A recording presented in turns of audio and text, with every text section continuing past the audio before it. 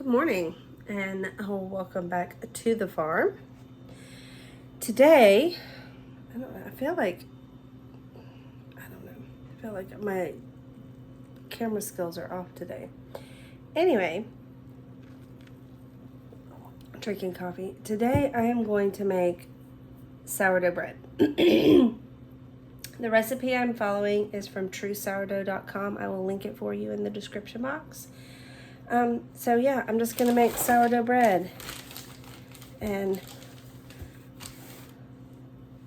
take you along for the ride as I make a loaf of sourdough bread.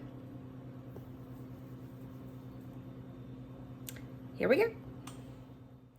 All right, guys, so the first thing I'm going to do is I'm going to weigh out my water. For this recipe, I like to use filtered water when I make sourdough because I am on the city sewer system, so I get city water, and so I just prefer to use filtered water. And I'm just going to weigh it out on my scale. I believe it's 300 grams of water, maybe 350. I can't remember. Anyway, I will link the recipe for you in the description box so that you can go and grab it for yourself. It's a great little recipe to have, and it is so easy to follow.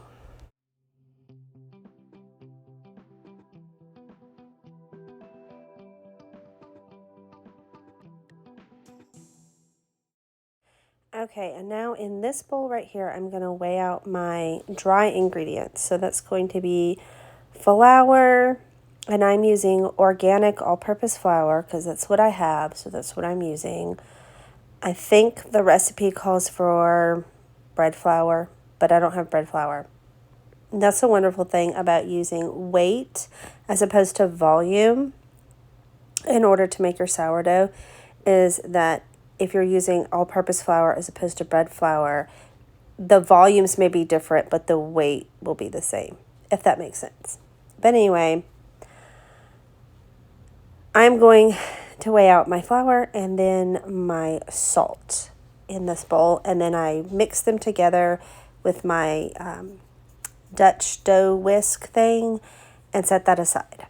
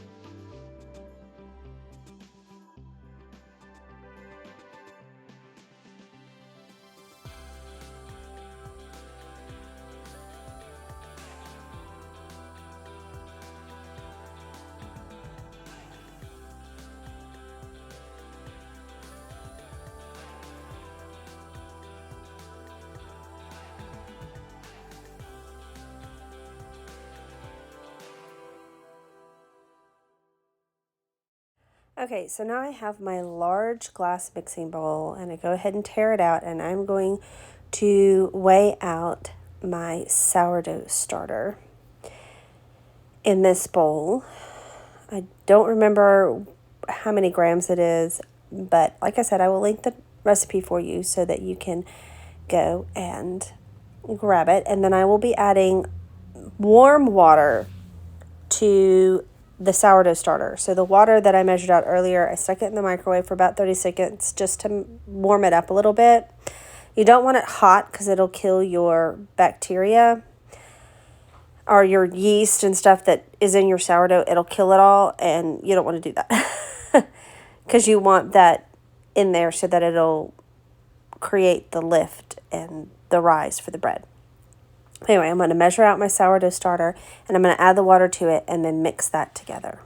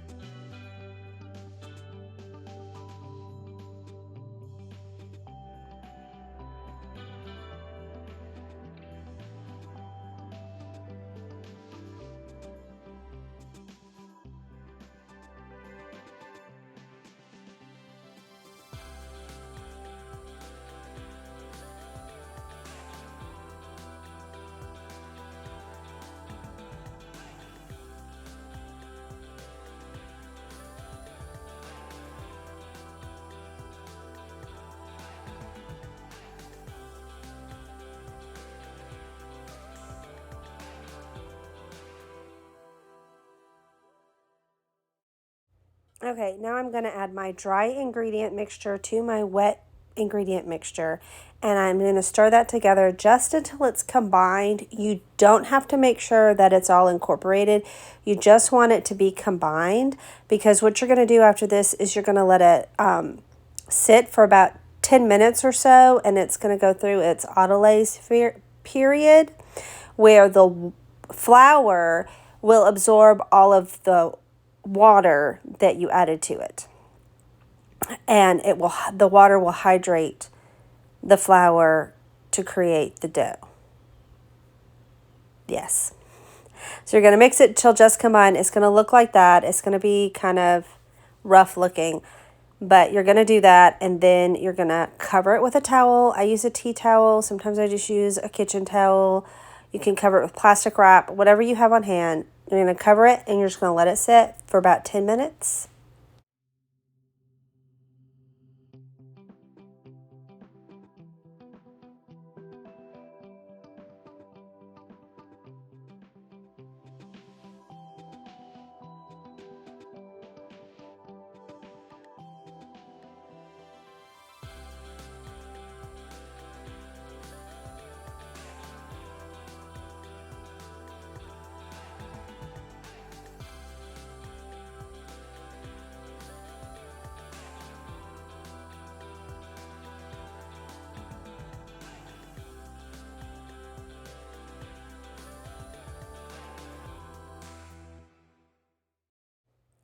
Okay, so this was the morning that my husband needed me to come unlock his truck because he locked his keys in his truck at work. So I had to drive across town to unlock his truck. So my dough sat for about an hour instead of 10 minutes, but it's fine. Bread dough is very forgiving, and this recipe seems to be extremely forgiving. Anyway, what I'm doing here is I'm doing the stretch and fold.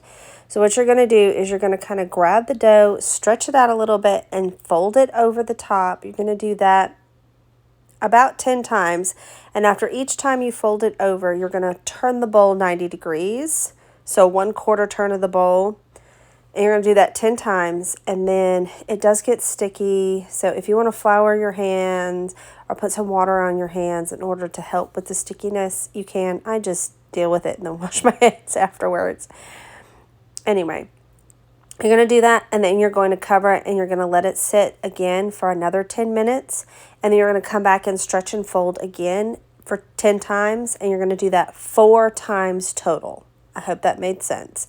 It'll all be in the recipe link below.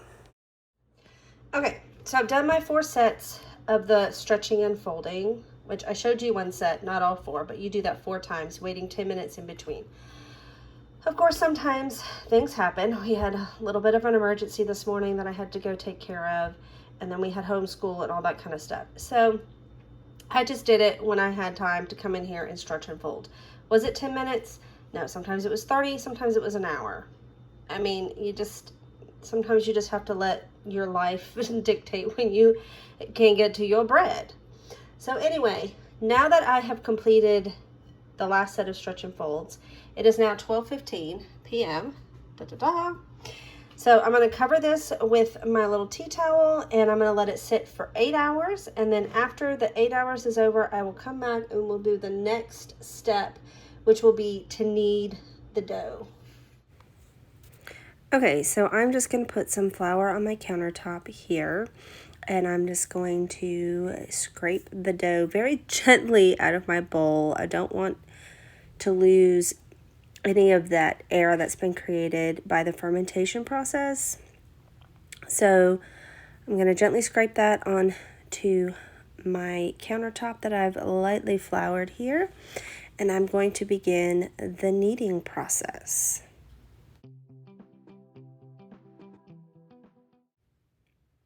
Okay, so what I'm going to do is I'm just going to lightly flour the top of the dough because it is rather sticky. You don't want to add too much flour because it can make your bread dough tough, but I mean, you don't want it to be super sticky. And all I'm going to do is I'm just going to stretch and fold it over from the top, from the bottom, and then from each side. And I'm just going to use my little bowl scraper there to kind of help me out just a little bit to lift the dough off the countertop. And you're going to do that. And it's that dough was very light and fluffy. And I was like, oh, yes. But anyway, after I stretch and fold it, I'm going to turn it and I'm going to repeat that process, kind of tucking the ends in to the center and then flipping it over and just kind of tucking those ends and making kind of a round mass of dough. And then I'm going to do the tuck, turn, and pull. You can use your bench scraper to kind of help you do that, but I just find it easier to just use my hands. You're just going to tuck it underneath itself and then turn it and pull it towards you on the countertop or your, board or whatever you're using to knead the dough out. And then once you get it all nice and kind of the top, you want some tension on the top. You want it to look tight on the top, almost like a drum skin, if you will. But once you get it to that point where it's looking nice and tight, we are going to put it into our proofing basket, also called a banneton basket. Mine's oval shaped, but you can also get the round ones. Whatever you have works. If you don't have one of these baskets, it's totally fine. You can just use a bowl with like a tea towel or a kitchen towel in it, and then you want to dust that with flour. And you're going to take your dough and you're going to put it into the basket seam side up. So you want the smooth side down inside the basket and the seam up. I kind of like to pinch and roll my seam together just a little bit. That's going to go in the refrigerator to proof overnight. And I went ahead and decided to go ahead and feed my sourdough starter while I had the flour and everything out. I'm just going to measure in about 100 grams of starter, 100 grams of water, and I use filtered water, and 100 grams of flour, and then I stir that together, put my cheesecloth back on top, and stick it back on the counter. Don't worry, I don't get rid of the discard. I actually keep it in the refrigerator, and when I get enough together, I make stuff out of it. And I'll probably do a video on that coming up here shortly.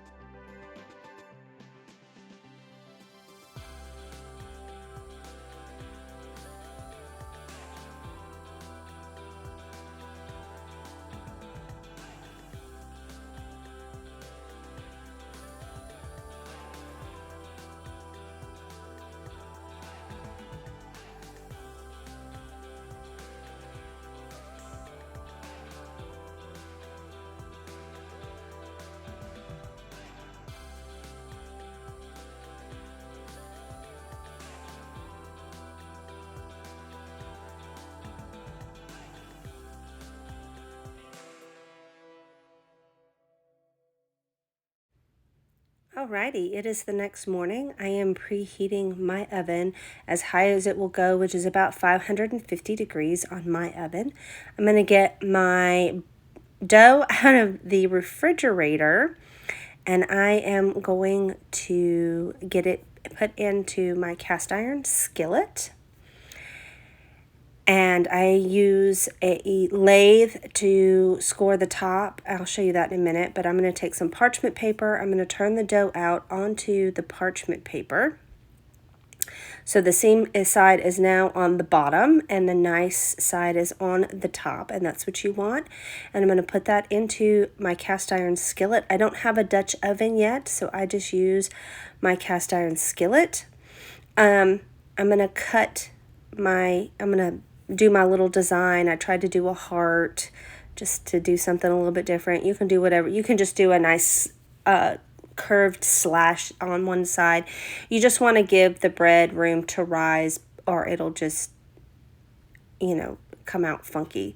So you just want to kind of give the bread somewhere to breathe, basically. But once I get it kind of cut here, I'm going to put it into my cast iron skillet, and then I am going to stick it in my 550-degree oven with another skillet on top of it to act like a lid. I'm going to cook it at that temperature, or bake it at that temperature, for about 10 minutes. And then I'm going to remove the lid and bake it for another 30 minutes at 475 degrees. And then when that's done, I will take it out and show it to you.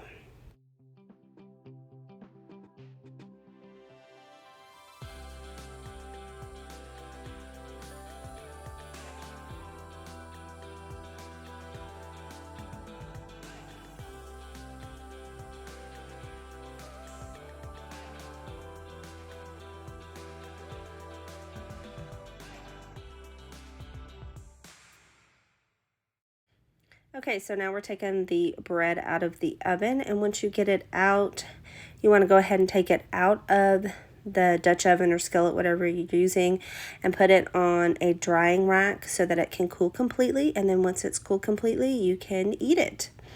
I actually gifted this to my sister. I make sourdough all the time, so I'm constantly giving it to people.